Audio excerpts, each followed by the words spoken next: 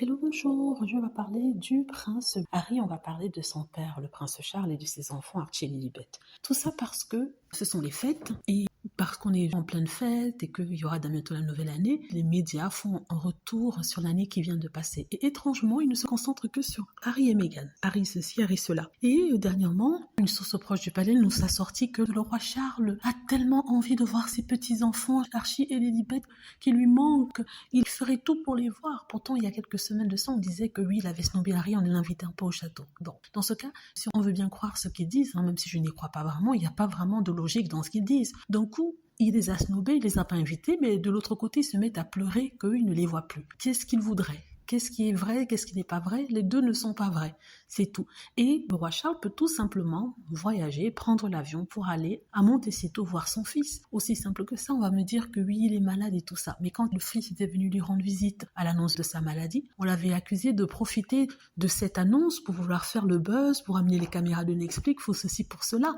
Et le roi même n'a pas eu même de compassion et il est resté quelques minutes de plus avec lui. Non, il avait son agenda, il avait des choses prévues dans son agenda, il n'a rien annulé. Il est parti après 15 minutes de rencontre, certains disent 30, mais ils ont fini par confirmer que c'était 15 minutes de rencontre, et les gens voyaient ça comme une victoire. Je parle des mêmes gens qui aujourd'hui disent que le prince Harry devrait rendre visite à son père avec les enfants. Donc j'ai l'impression qu'ils prennent Harry pour un jouet, ils jouent avec lui, ils le tournent ici, ils le tournent là, et là ils nous sortent des articles en boucle. Je répète encore une fois ici, pour ceux qui ne le savent pas, le roi Charles peut voir ses petits-enfants.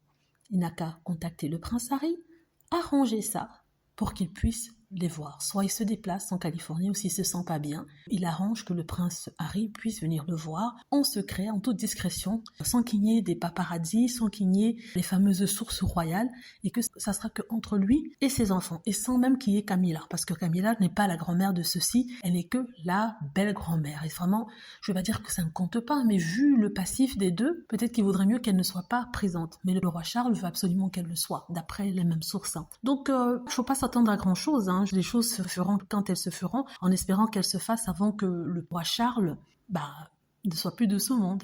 C'est une chose à laquelle il faut penser, parce que le pauvre, je l'ai vu la dernière fois, il n'avait pas l'air dans son assiette et il continue toujours son traitement, alors que celui de Kate Middleton est déjà fini. Donc ça veut dire que c'est très grave. Mais bon, pourtant on ne pensait pas que ce serait si grave que ça, vu qu'il était dehors en train de faire ses activités et Kate Middleton était à la maison en train de suivre sa thérapie. De toute façon, je ne vais pas rentrer dans ça, dans cette polémique-là. Voilà, je voulais juste dire ça. Dites-moi ce que vous en pensez. J'espère que vous aimez la vidéo. N'hésitez pas à cliquer sur like si c'est le cas, à vous abonner pour plus de vidéos et à cliquer sur la petite cloche afin de être averti lorsque je poste une nouvelle vidéo. Merci.